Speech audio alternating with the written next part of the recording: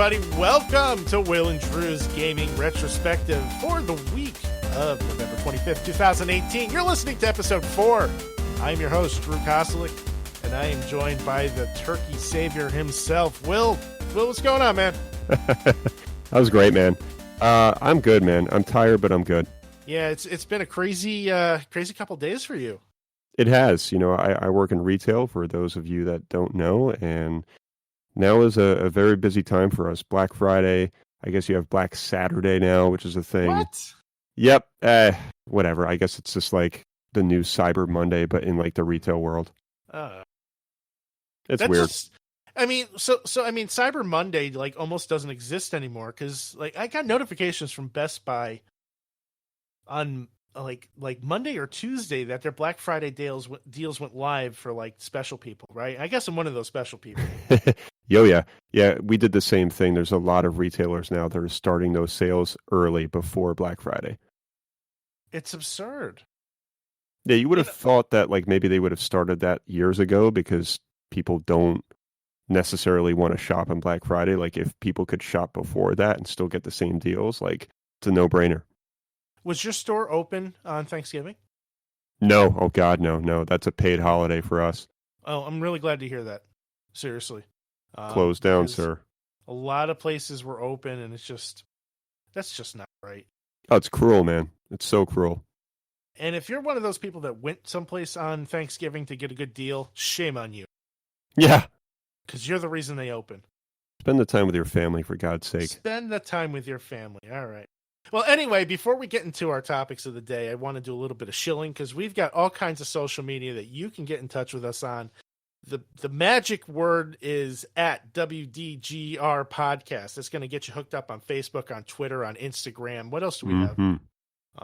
We let's see, Facebook, Instagram, Twitter. We have our main kind of web page that we've kind of put on pretty much everything at this point. It's, I guess, known as Libsyn, right, Drew? Yeah, so Libsyn is our podcast host, and you can go there to stream episodes or download them directly to your device of choosing. And our site for that is WDGRPodcast.libsyn.com. Of course, if you'd rather stream us through iTunes, Spotify, Stitcher Radio, TuneIn Radio, hopefully Google Play any day now. You can do that as well too. Or if you just maybe you're using your favorite podcast app and you don't feel like going to iTunes to find our show, you could just do a search for us in the search bar. We'll pop up. We're there. We're everywhere. Yeah, we're growing, and the presence is becoming a lot larger, and I really think that the Libsyn thing is such a cool like main hub for just kind of everything at this point. So check it out. It really is. Oh, we're also on YouTube too, so if you prefer to consume our show through YouTube, do a search for at WDGR on there as well too. We should pop up. And you can just stare at our logo for like an hour. Yeah, basically that's it. Some people like doing that kind of stuff, Drew. Yeah, we have one subscriber, so we don't judge. Anyway, so thank you for subscribing. If you're not subscribing, goddamn it, subscribe. Yes, thank you, and subscribe. So, Will, how was your Thanksgiving anyway? That was good, man. It's kind of the usual. I end up celebrating at 2 different houses. My wife's family, we start there first, and then we kind of just migrate over to my brother-in-law's house with my sister and my mom and things like that, and it gets split into 2, which is kind of a pain in the ass sometimes, but it's just how it goes, like when you're married or even if you're not, sometimes that's just how you have to kind of construct it. When I was younger, we used to do the same thing. We would go to one grandparent's house for for Thanksgiving, and we'd go there early in the day, and then we'd go to the other grandparent's house later on in the evening, and then for Christmas, we'd switch it up and reverse it. Mm-hmm. As I got older, I ended up spending my time at a friend's house, actually, a mutual friend of ours, Vic and Vency. Sure. Their mother would cook wonderful dinner for Dude, she's such a nice lady. Oh, my God. I love her. She's like a mother to me, too. Yeah, I feel like she's just like a mother to all. Even if she doesn't know you that well, she's just like, oh, hey, and she remembers you, and then just kind of disappears upstairs, does her own thing, and then occasionally you just kind of get surprised with like Indian food or something. And it's always amazing. Always. Oh my God. I can't I miss going over there and just like gorging on like the finest Indian foods. Yeah, and I feel like she doesn't age either. She's just like She doesn't. always the same. Like every time I've seen her, I think there was a gap where I didn't see her for like, I don't know, fucking 8 years or something crazy. And I saw her and I'm like, am I like stuck in a time paradox or is your mom just like amazing like that where she just doesn't age? Yeah. No, she looks the same as she did, 15 years ago. Vic's kind of the same way too, and Fancy. Yeah, they both are. They got those crazy caramel genes. Yeah, those Indian genes, man. I'd if I could be reborn, I would be reborn as an Indian man eating Indian food in India and like petting cats and playing games. I like it. It's kind of a weird scenario, but not really. I don't know. Hey, you got a new cat too. Tell us about that. I did, man. Lauren and I adopted a kitten finally after, a couple years of just really yearning for one. And thank you, man. Yeah, we're very happy. I think that it's a reminder of how you should celebrate and live your life. Have fun, run around, don't take anything too seriously, and then just pass out and sleep. I've tried that before. It didn't work out too well for me. Yeah, as a real human, I mean, gosh, I guess you would just have to be retired to do something like that. Well, I don't know if reincarnation's really a thing, but I do hope that I'm reincarnated cat. Oh, fuck yeah. So. But yeah, he's a handful. He's a little bit exhausting, but he's a baby. He wants to run around. He wants to have fun and play and just eat and sleep, and that's just kind of part of the process. But yeah, he's the center of our universe, man. I'm really glad to hear that. Congratulations. I look forward. Thanks, man. I love cats. Cats are like, I love all animals, but cats are my jam. As do I, sir. As do I. Love animals, but there's just something about cats, and it could have something to do with perhaps you and I grew up with them, but even if you don't, I think there's just, if you kind of, some people resonate well with cats and some people resonate better with dogs. And I think for me, and I guess you, it's more cats, and so be it. Well, we have two right now, and eventually we're looking at getting a dog, but I think probably we're going to wait until maybe after the New Year to finally do that. We'll see. One step at a time. One step at a time, exactly. So, we start every show out the same way. Ask you a simple question, you give me a lengthy answer. Will, what are you playing today? I am still currently playing RDR2, Red Dead Redemption 2, and I'm trying really, really hard to get back into Bayonetta 2, which I mentioned on the last cast. And my God, am I glad that I kind of started this game again. It's so fun. It's so weird. It's so crazy. You sent me some video of, I'm assuming, the intro? Mm-hmm. Yeah, it's the intro of the game. I kind of sent Drew like a quick video from my phone of quality of it just playing on the Switch itself. And I primarily like to play hooked up to a TV or my monitor. It's just a little bit more fun. And if you have the ability to do that, I suggest it. But if you're on the go and you live in a city and you commute, then, bring the Switch. But anyway, really fucking fun game. Over the top, sexual, weird, everything that I mentioned on the last show. But man, is it fun, and man, is it hard. And it's just one of those games that just feels like a game. And again, people might be like, well, how does that make any sense, Will? A true gamer is going to know what I mean. And when a game feels like a game, it's fun. It feels like you're playing a game. It's not controlling like a CGI movie like RDR2. That's RDR2 does not really feel like a game. It's an experience. It's something that's so immersive. It takes you out of the game and just puts you into something that's so real. That's something that actually, as you're saying it, I feel like we need to jot down for a future topic, because when you have a game that you're playing, you can tell like there's this, I don't know, like a sense of pride, just coming from the developers. Where when you have something that's more of an experience, it's not that there's no pride involved. I know these people are immensely proud of their work, but it's just a different vibe. It is. It really is. I guess Tetris Effect, which is a game that you're still playing. Yeah. I'm sure that feels more like a game, right? It's not. It does. It has its immersiveness, but at the same time, it's more gamey. Yeah. Well, I mean, so I had to kind of backtrack with Tetris Effect a little bit because I was kind of hitting a wall with one of the levels in the campaign. And when I say campaign, I mean like basically a series of puzzles mixed with soundtracks and visuals. There's no story. This is Tetris. You're going for high scores and things like that. Yeah. So, during the campaign, though, you basically unlock different songs with different backgrounds, and I was just hitting a wall where I wasn't able to proceed. So I backed down on the difficulty. I was playing on normal, and I backed it down to easy. And I have to say, like, I was able to break through that wall, and I think I started having a lot more fun with the game than I had been. I'm so glad that you brought this up, Drew, because there's nothing wrong with then, just changing the difficulty. Yeah, I mean, most of the time, like, I have nothing to prove to anybody, but I feel that games are best experienced on their normal difficulty because that's the challenge that the developers had. I don't have any reason to play a game on hard, maybe ever, unless, like, I'm going for something, special, I guess, but...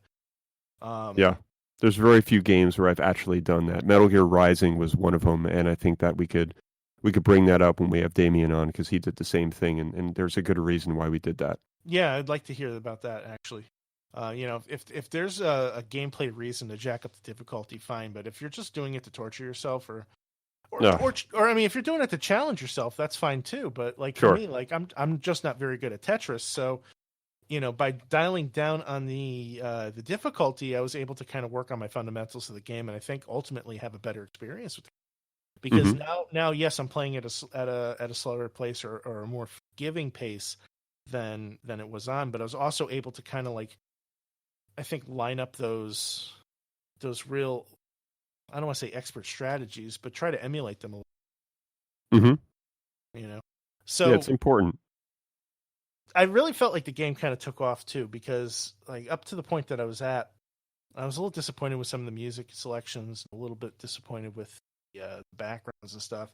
Like there's this one stage where it's kind of inspired by like New York City or Chicago, and you can kind of see like a lot of lights and cars, and there's a lot of indications of just like a subway system and things like that. It's very artistic and vague, but it reminds me of New York. Sure. And the music is just jazz noise. The sound effects, like there is no music. It's just noise, and it's such a missed opportunity because they have this really gorgeous visual going on. And what's his name? Mizuguchi, is it? Yeah, I remember you mentioned him last time on the last episode. I'm bad at remembering names. That's like my thing. Well, that's a tough one. It's not like it's Bob Jones, Drew. Right. Fair enough. Okay, so Bob Jones, the creator, Mizuguchi, Tetsuya Mizuguchi. I've always kind of had like this thing with his games where it's like some of the stuff that he does musically and sonically is brilliant, and then he just goes off in this direction that I just don't like. And I was kind of encountering that with Tetris Effect, and then I kind of broke through that wall, and I started getting into more of the sonic stuff that I enjoyed. So let me ask you this, Drew. You mentioned this kind of New York City skyline and these kind of jazzy sounds. Was it the jazzy sounds that kind of threw off the whole vibe? Yeah, because it was just chaos. Okay. What would you want instead? Like, what would be the ideal change if you could make that change? Well, I think part of the immersion of the game, like for me, the puzzles that are most immersive are the ones where you have a steady beat with a good melody or rhythm to it, but when you have just literal noise going on with no discernible beat to it, it doesn't draw me in. I'm just thinking, I don't know, it just kind of kicks me out of the... It's too random, too off-putting. Yeah, there's nothing... Like, I like music that's complicated. I like progressive rock, progressive metal. I have an appreciation for jazz, but that's different. It's I think they need to stick with like the electronic stuff. It sounds like it. I mean, I was listening to again the Giant Bombcast, and I feel like I refer to their cast all the time, but it's so good. And they were talking about this game, and they mentioned that there was like some chanting on some of the levels. Yeah. So how did they feel about it? From what I remember, they definitely talked about it for like at least 30 minutes, I think. And they were also mentioning, I guess, like it has a VR compatibility thing as well, right? Yeah. I don't have a VR headset, but it is VR compatible. And It sounded like it's better in VR. and that's what they were saying. It's like one of the guys was mentioning how he was like really tampering with it and troubleshooting it, and not because he was having an issue, but he was trying to, I don't know, just figure out, is this better in VR or is it better not? And I thought that was kind of neat.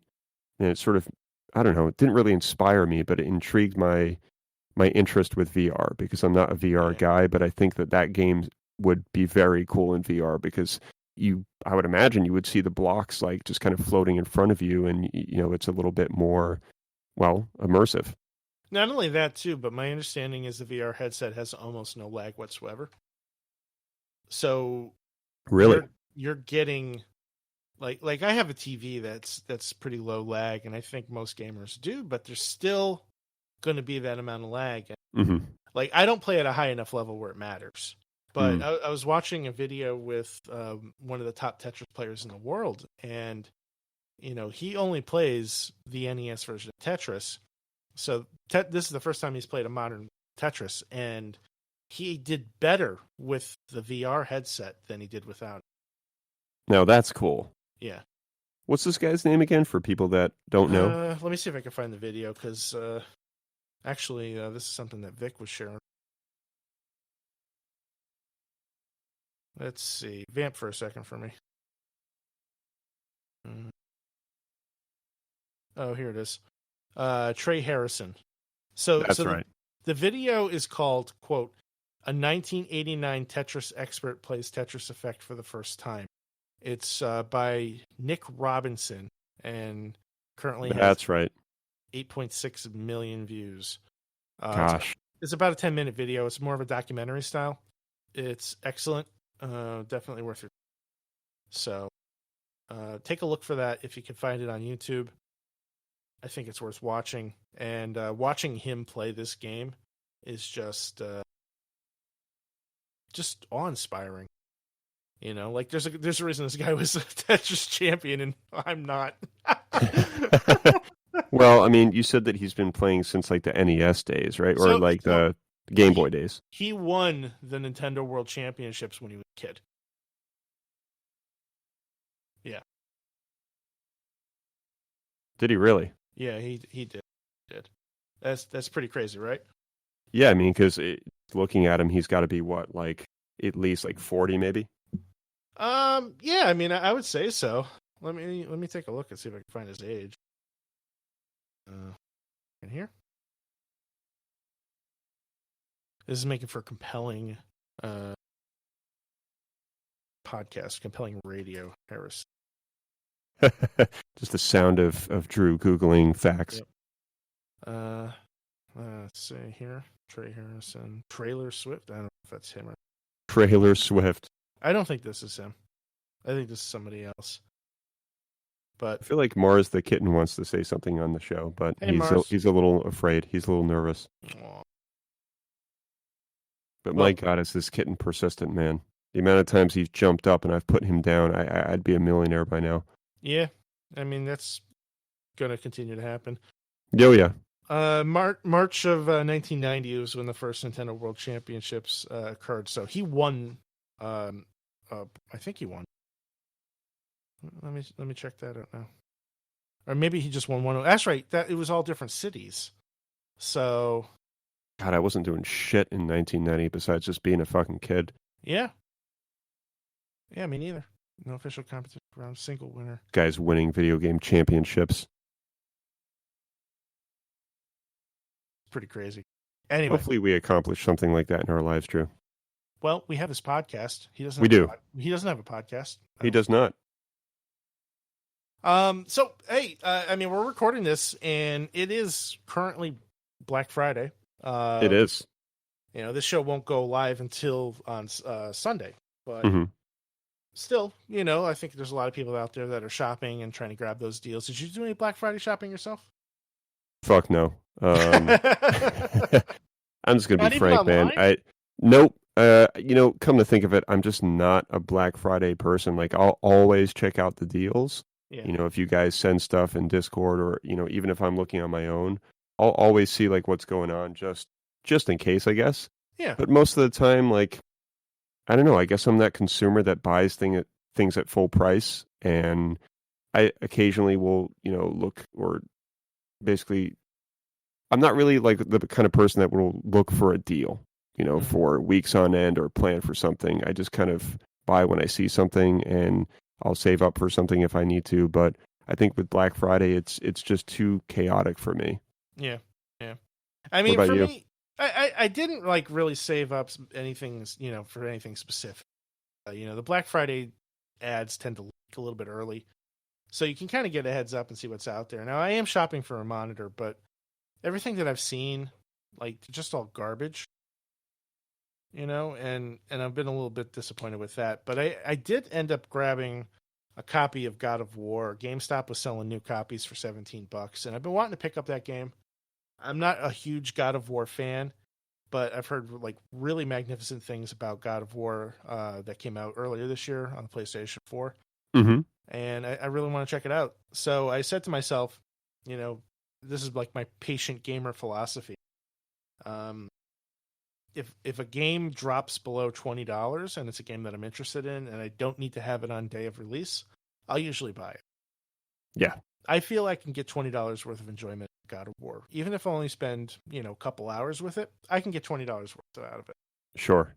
I mean, I'll So, say this. I think that, when it comes to games and online Black Friday shopping, sure, I'll yeah, participate in that if anything. But, going to Best Buy or Target to go and get like what appears to be like an older, yeah, kind of shittier TV for like, 149, and it's like 65 inches. Like, there's no way that I'm going to buy into that. There's no way I'm going to look at a 65-inch TV and be like, oh, 149 or 249. What a sweet deal. For some people it is, and maybe that's fine, but to me, I just think, okay, what's wrong with it? Why is it that low? It doesn't make any sense for it to be that price. It's got to be like a shitty model that they didn't sell, and now they're just like making it seem like it's like this crazy deal. it's actually even worse than that. A lot of times these manufacturers are making models specifically for Black Friday. So they're taking the shell of a more popular model and closing up a couple of the ports. Maybe instead of selling a thing that, normally has 4 HDMI ports, it only has 2. How dare they? Or, they're using a lesser technology. So if you go online, if you look at some of the, not all of them, but some of the best prices that you see on TVs, if you look up that model for reviews, the reviews don't exist because the TV didn't exist before Black Friday. I can't believe this is real life. Mm-hmm. I had no idea. Yeah, yeah, they've been doing it for years. Now, I mean, there are some legit deals on some really good TVs. I remember last year Sony had probably their best model in the mid price range.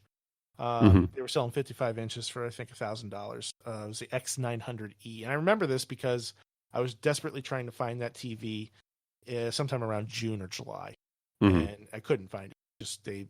It's obsolete. It's gone. But that was one of their best TVs in that price range, and it wasn't a Black Friday special. Like they they sold that at full price.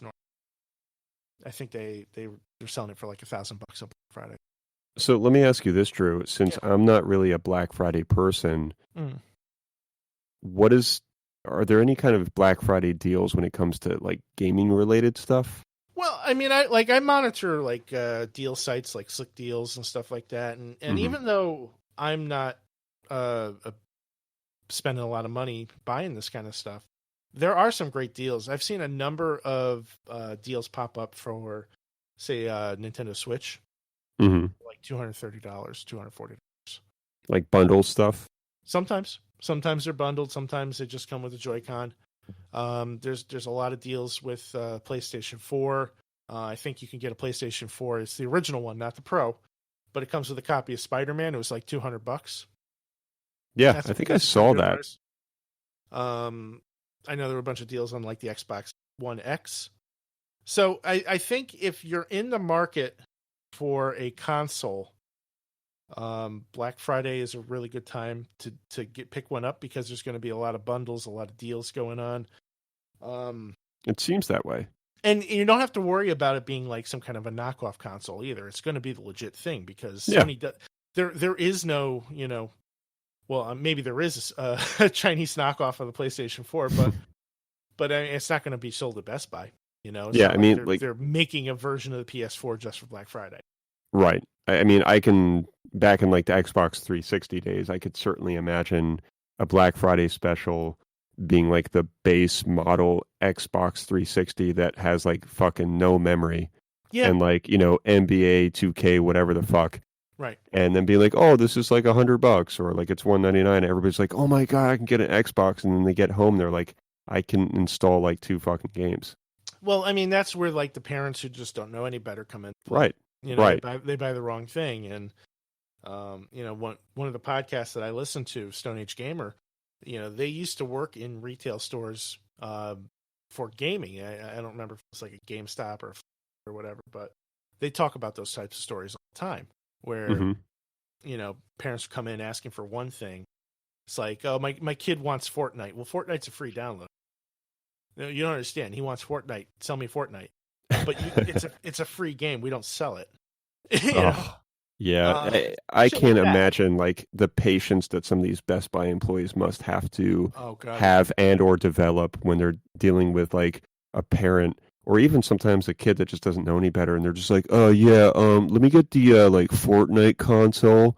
It's like, we don't have that. Like, yeah, but like my son wants like the Fortnite thing. Yeah. Okay, well, I can sell you this. Yeah, but it doesn't have Fortnite on the box. Well, that's because, and then they have to like fucking backtrack and explain everything like a million times. Be like, oh, it's a free download, and oh my God, I'm so glad I'm not working at a Best Buy today. Yeah, for real, for real.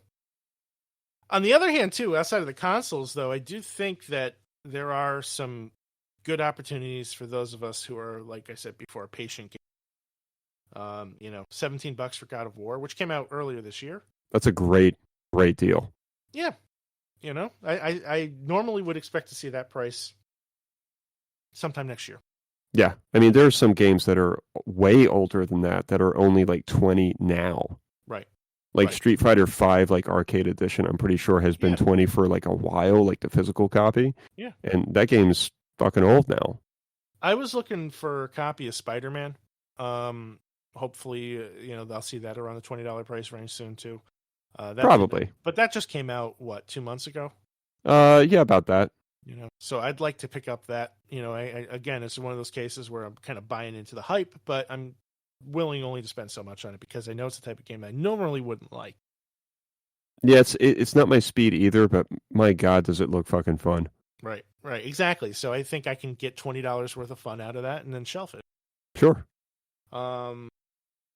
What else was there? There's something else too. I'm trying to remember. I mean, I guess this kind of segues into like, is Black Friday good for gamers? I mean, I guess that in some ways we've answered that already. Yeah, I mean, I think it can be. I think it depends on your circumstance. Here's the thing, man. Like, as an adult, like, it's rare that I'm basically the only person that buys games for myself. Like, nobody buys games for me. If Nikki asks me, hey, what do you want for Christmas? And I give her some suggestions, like, sure, she'll buy them for me. Mm-hmm. But we live together. Our finances are pooled.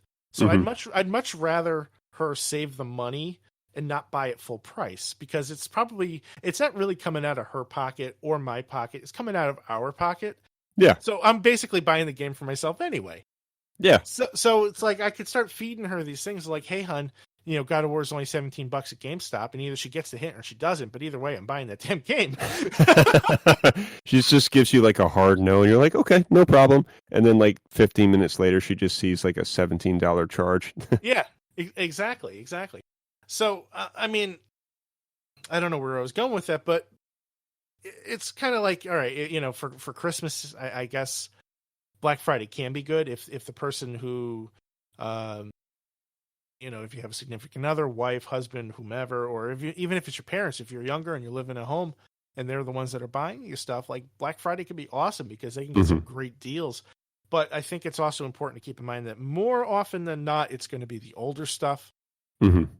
There are deals for the newer things, but not that many. Yeah. I mean, I don't know if you're really going to find something that's just going to be like, wow, like now that's a really good deal. I mean, occasionally you're going to see the stuff like God of War, but when it comes to, you know, a new game or a new console or anything, like don't expect to find RDR2 for like $20. Not going to fucking happen. Now, there were a lot of bundles where I saw like the Xbox One X that included the, RDR2 and maybe another game. And that's where you're probably going to get your most savings. But I mean, the other thing too is like a lot of times these companies are selling these games at a discount after a couple of weeks. So, you know, it's almost not even worth your time to wait or to buy a game on release day, because 2 weeks from now, Best Buy RDR2 has probably already been on sale for $40. Perhaps. You know, I think there's a good chance, and if it hasn't, I guarantee you before the end of the year it will be. Yeah, and you know, I got to be honest, guys. I'm currently on the PlayStation Store on the PlayStation app on my phone, and I'm checking out Black Friday deals. Yeah, and I do see Marvel Spider-Man currently for $39.59. Now this is the digital copy, but I suppose that's not that bad. You know, considering that full price is going to cost you what, $63 out the door, something like that. And I know there were some people that also got a $15 credit from Sony. Oh, so really? Check. I don't know where that would come through, but keep an eye out for that. Yeah, I think I'm glad I pulled this up because I think it kind of is a good way for us to see that. I think when it comes to digital games and even some physical stuff, there are some good deals. I think that, is it good for gamers? Yes. Gamers. Is it good for gamers? You just got a little Boston there. Yeah. That in you. Fucking Assassin's Creed Origins, kid. That one's already purchased, so I don't even know how much it is. But anyway, I think that it's good for games, and it's occasionally good for consoles, like you said. Other than that, I don't know if it's really like good or bad. I think that you just have to kind of seek out the good deals, and the rest of it is just, 65-inch TVs from Target for $279. Right. Shitty TVs. Right. That's a good way to put it. You know, I mean, ultimately, I think it boils down to, with any game, you just need to kind of set yourself a price point. What are you willing to pay for it? Mm-hmm.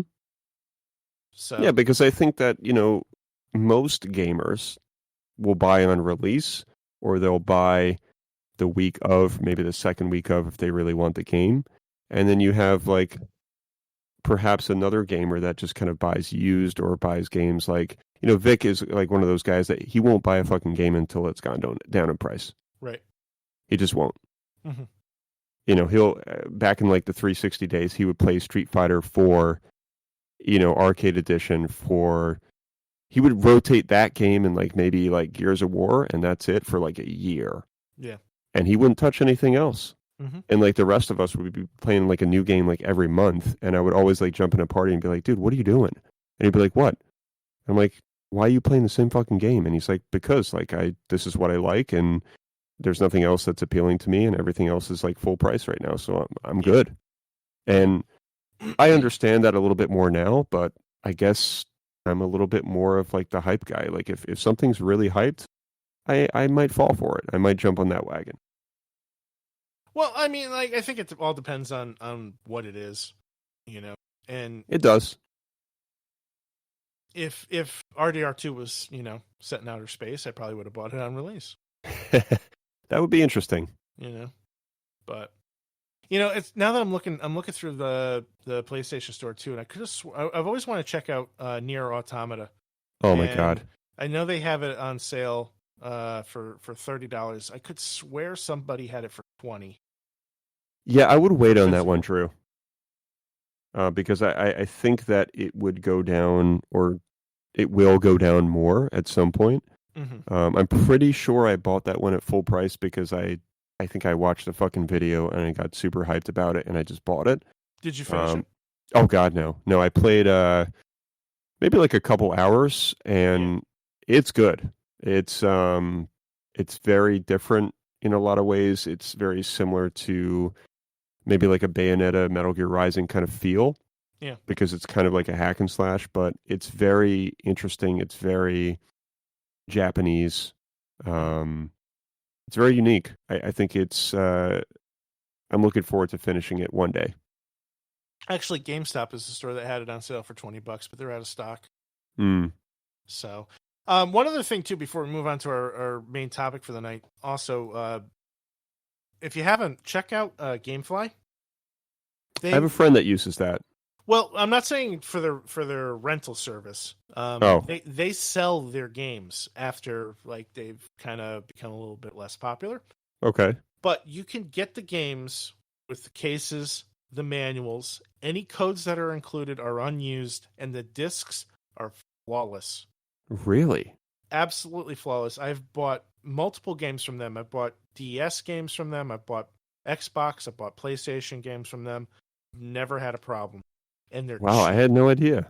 They go on sale. Like I'll get an email from them every once in a while. It's like, it's our 50% off sale again. And usually maybe once every month or every other month.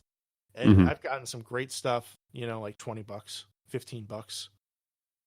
And it's basically new. It's just not shrink wrap. Yeah, I mean, like, I guess from a collector's, standpoint, maybe that's not the greatest thing, but if you can get a good deal on, a flawless disc, yeah, why the fuck not? Yeah, well, I mean, it comes with everything you need. The only thing is, like, if you're looking for like special editions, you might not luck out there. But if you just want a copy of the game in the box with the manual and all the codes, you'll get it. Sure. And it's gonna cost you a hell of a lot less. I'll keep that in mind. Yeah. Next time I get a sale, I'll shoot it over to you so you can take a look. Definitely. So let's move into our main topic for the night. We're actually going to be talking about indie games, and this is a topic that you kind of had some great ideas about. Mostly games that you can kind of just play, beat, and move on to the next one, but still have a really awesome experience. Yes. Gosh, where do I start? I think that before we did the show, we were kind of, discussing a few topic ideas, and I remember playing Limbo, which I think a lot of anybody who's listening is going to remember that game. Very, very good, really good indie game, and came out forever ago. I want to say it was like 2011 maybe. And without going into detail about what the game's about, a lot of those games just kind of started surfacing. I would say, like, on the Xbox 360, there was a lot of like those arcade games, a lot of indie games were coming out, and 360 was very indie friendly. So indie friendly, and there were so many. But yeah, it started with Limbo, and I had such a good time and a good experience playing it that I was like, wow, like I might have found a sort of category or a genre of games that I can actually play and beat realistically either the same day or like within a fucking week. Wow. And, not have to deal with that struggle of like, oh man, like I just need to beat this game. And like, sometimes you just play a game just to beat it and you're not really having fun anymore. So I think that indie games are really, really good for not necessarily somebody who's just busy with like a full busy life, but I think that it's good for just really memorable, heartwarming experiences. And I've played a lot. I've played Limbo. I've played Bastion. I've done Transistor, Abzu, Journey. What else have I done? Or played Strider, I guess, is technically an indie game. I never beat that one, but it's very, very good. I think it's PS4 only. Okay. Limbo, of course. I played Limbo's follow-up, Inside, which was just absolutely fucking incredible. Like, that's one of the best indie games I've ever played. Drew, I highly recommend that game. So I've only dabbled in Limbo. I have a copy of it, but I've never like really dove into it. Like, what is that game about? So Limbo is about a boy who is looking for his sister, if I remember correctly, and you basically start the game as this little boy, and you're in this very dark sort of like forest type atmosphere, and it's a side-scrolling. No, I don't think it's even really 3D. It's just like a side-scrolling, somewhat 3D, 2D-ish game. It's all black and white. And you just go through different areas and you're avoiding traps. And it's kind of like a puzzle game, actually. And you have to figure out, how do I get to this like tree with this like one box? And do I have to move it over here? Yeah. And the music is very atmospheric. The game is actually uniquely violent. And it's just such a surreal, dreamlike experience. It's very unique, man. It's so hard to explain it, but my God, is it a must play? And there's a reason why it was kind of re-released or ported to so many different systems, because it was just that fucking good. Yeah. Yeah, I mean, it's been something that I've wanted to kind of sit down with, and I just, I scroll by it in my collection, I see it, I'm like, oh man, I've always heard people talk about how great this game is, but I'll get to it later. Mm-hmm. Yeah, no, that's something you can probably beat in like maybe 2-3 hours, maybe even less. I mean, I had to actually look up a couple like, tips and tricks videos, because there was a couple puzzles that were just like mind bending that I needed help. Yeah. And I'm one of those gamers that if I have to do that, it doesn't ruin the game. Like I'll try for, like 15-20 minutes, but I'm not going to sit there and try and figure out a puzzle for like 2 hours. Like at that point, I'm just going to get frustrated, and like I just want to know what's going on. Yeah. 2 more I can think of: Brothers, A Tale of Two Sons. I mean, that game almost had me crying. And then another one is The Swapper, which I cannot speak highly enough about that game. If you like space, and I know you do, Drew, you must check out The Swapper. I think I have a copy of that downloaded somewhere. I don't remember if I have it on Steam or on PSN, but I did end up picking it up at some point. And, it's again kind of similar to Limbo. I bought it, and then it just kind of sat there. Just sits there, yeah. But that game, just again, not to go into like a full length story about this, but you basically play an astronaut who gets like abandoned, from like a crash ship or whatever, and you're on like some kind of space station, and you basically have this gun that allows you to clone yourself. And again, it's a very difficult puzzle game, but the idea is to clone yourself to different areas, like a different level of like the world, and then you can, access a different area. But man, like some of these games they're just so well made. And that particular one was made with like clay, sort of like clay animation and clay backgrounds. It's just incredible. There's so much detail. And even a game like what's it called, Dust, an Elysian Tale, that's another one. Yep. That was made by, I believe, one person. It's just it's a whole genre that is really worth exploring. Are you familiar with a game called Hyper Light Drifter? Sort of. That's something I think you'd really enjoy. It's kind of a throwback to Link to the Past, I would say. It's that kind of 2D isometric kind of look, I would say. But there's a lot of reward for like exploring. A lot of exploration involved. But there's a bit of like a hack and slash to it as well too. Amazing soundtrack, amazing look to it. There's no dialogue in the game. Everything is conveyed through, like you have a conversation with somebody, but it's all the conversation takes place in images. Ooh, that's cool. So it's very, very kind of clever and just a really tremendous game. I never beat it. It is hard. It is a difficult game. But what I played of the game, like I think I probably put in maybe 6 or 7 hours. It is tremendous. I want to go back. I want to finish it. I that sounds good. I will say that, sitting here thinking about this kind of list of indie games, which by the way, I'm going to create a list and I'm going to put it on our social media so that, anybody who's listening can kind of check out some of these games. Yeah. But if I could recommend any game that I've played out of all of these indie games, it would absolutely 100% be Journey. Yeah. And there's a good reason for that too. It's a lot like Limbo. It was released on many different platforms, and it was known for creating a very, very unique personal experience for everybody who plays it. How so? So the game is, it takes place in like a desert, basically. And you play as like this little, I guess, entity. I mean, I don't really know like what the character is. It's not a human. It's not like an alien. It's just like a very interesting looking character. Yeah. And you're dressed in like this very cool sort of brown taupe colored robe. Okay. That has like sort of this ribbon like effect. And you basically slide and hop and jump and spin through these sand dunes that are just glistening. And it's absolutely astonishingly beautiful, man. The soundtrack, I would say, is better than the game.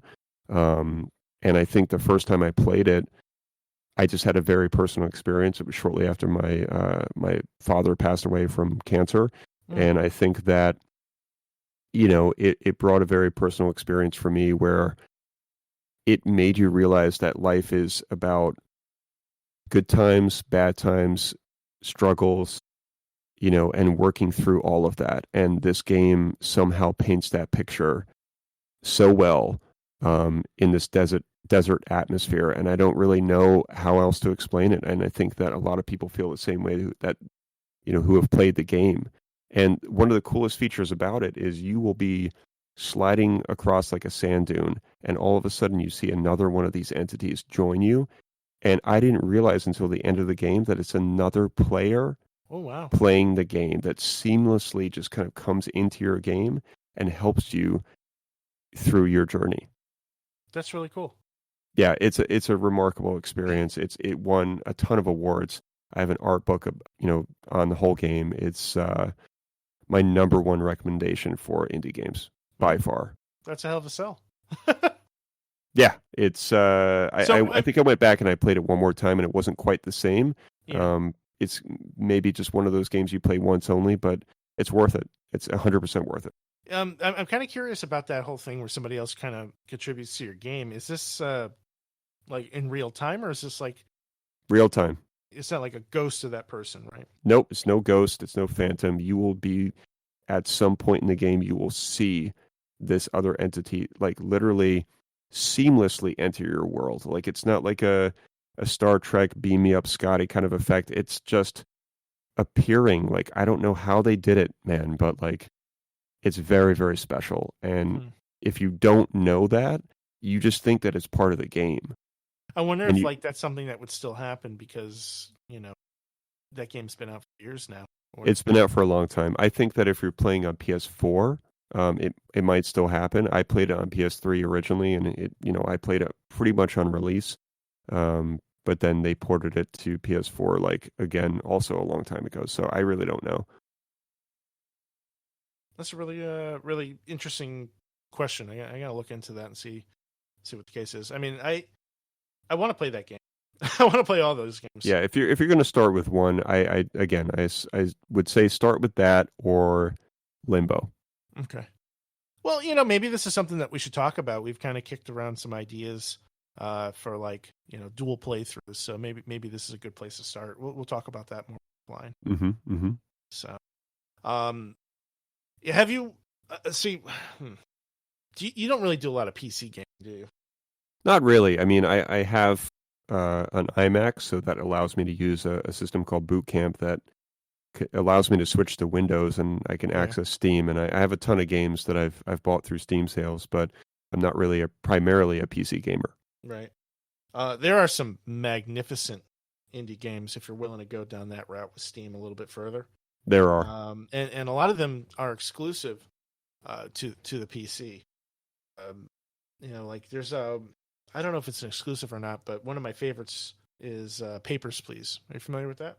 No. So the entire concept of the game is kind of like a investigative game, I guess you could say. I'm not really entirely sure how to describe it. Like a mystery? Sort of. So you're essentially a guard for a excuse me, 1 second. My throat. Anyway, you're essentially a guard who's letting people in and out of the country. It's this fictional country, but it's very Russian-ish.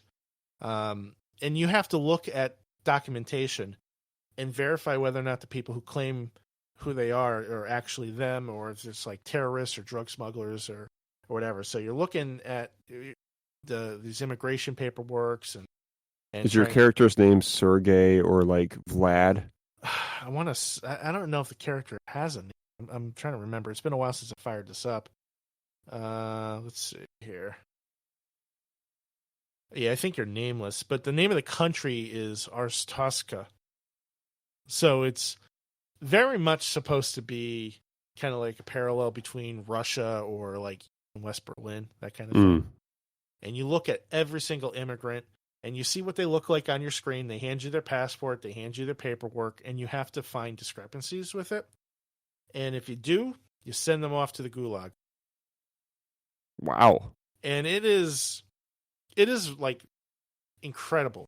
Like the graphics are not like all that great, and that's part of it. But it's just like this, the tagline is they call it a dystopian document thriller.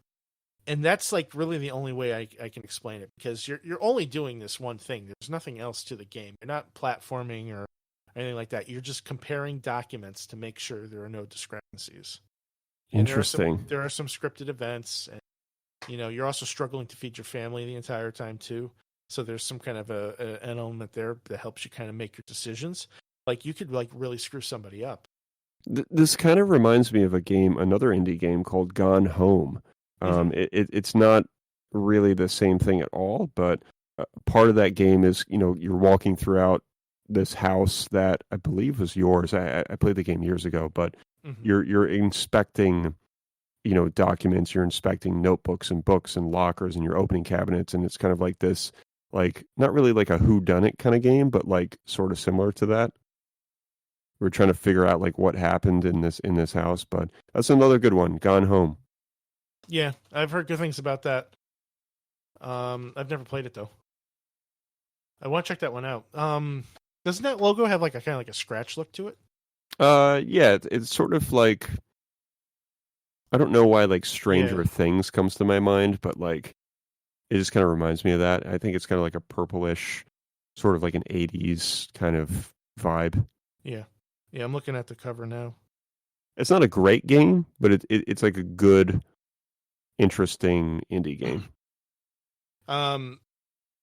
One game that I really think you should check out if you haven't already, and it's more of a strategy game, but FTL, Faster Than Light. Never heard of it. So this is kind of like a roguelike game in which you're a pilot of a starship, and you're going through trying to run away from the bad guys. I don't remember what they're called. It's like the Federation. FTL gives you the opportunity to kind of build your crew. Like your crew starts out very sparse, just 3 people, and then you can earn more crew as you go. And you also earn cash as you go along too, but you also run into these different encounters. So you have to balance buying new equipment with repairing your ship. And by roguelike, I mean the whole thing constantly randomizes. So each time you play the game, you're playing it. It might visually look like the same map. It's not the same map, not even close. So everything is randomized. And it gets progressively more and more difficult as you go through and you warp out of each sector. Music. You want to talk about music? Oh my God. I love a good game soundtrack. Ben Prunty. Right? There are not a lot of composers whose names I remember. I remember his name.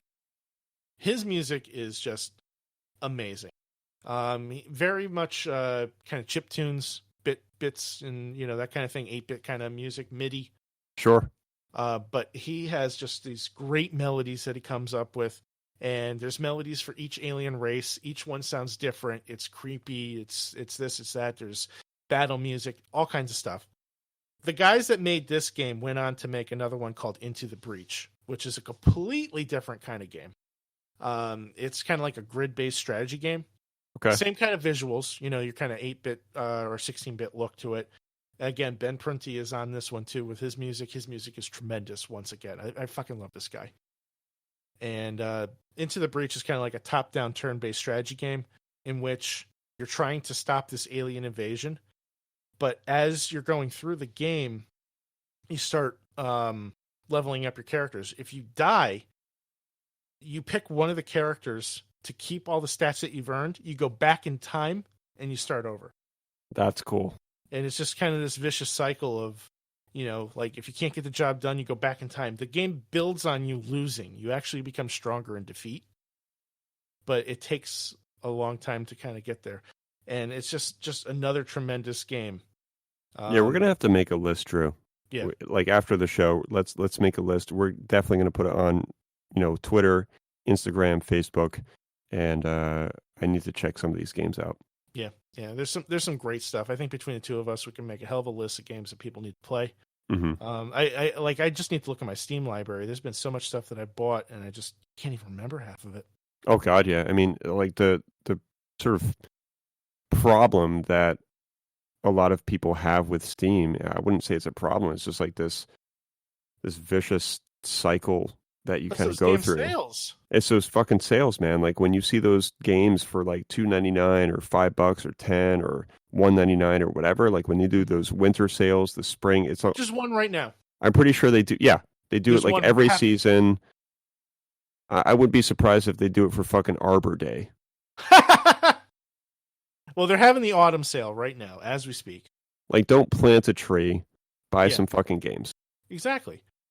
Well, like I'm just looking through here and just on my I got an email from them the other day that said 22 games in your wish list are on sale. Oh God. I'm not making that number up. That's an accurate number. 22 fucking games on my wish list are on sale. Now, is this something that they like kind of based on what you looked at, or this is like an actual wish list that you had? So yeah, no, it's an actual wish list. So like if I see a game that I'm interested in, but I don't want to buy it right now, I could just hit a button. I can add it to my wish list. And it's like Amazon, you get notifications on sale. Mm-hmm. So like there's this really cool top-down game called Heat Signature that I've had my eye on for a while. It's kind of an indie game. And the general idea of it is, here, I'm just going to read from their taglines here. You take a mission, fly to the target ship, sneak inside, and make clever use of your gadgets to distract, ambush, and take out the crew.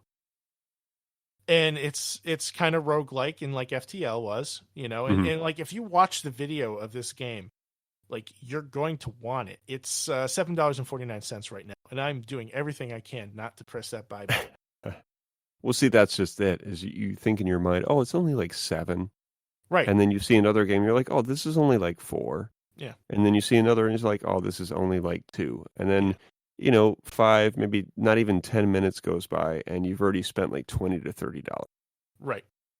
And then you get up in the morning, you go to work, and you're like, fuck, I need gas. Yeah. And then you go and get gas, and that's like $30. Yep. And you're like, and that's kind of like where like this like weird like game purchasing like depression sets in. Yeah. And you're like, why the fuck did I do that? Mm-hmm. Like my priorities are just not like in order. Like I need gas, and like I have like a whole tank worth of like games that I probably won't play. You just have to, just sell your body on the street. That's all. Yeah, it's either that or you go home and you just look at the games. You're like, you know what? I can justify this. Like, I'll get to this on Tuesday, and you don't. But the fact that you own it, I think that's really what brings us back as gamers. Is that a lot of this is about owning and knowing that you can play it whenever you want, and that's okay. That's a big part of it. It's a big part of it. Yeah. Well, Will, that brings us just about to the end of our show. Yeah, it does. Yeah, we've been chatting for about an hour. So anything else that you want to add before we wrap things up? We kind of remind everybody how to reach us and stuff.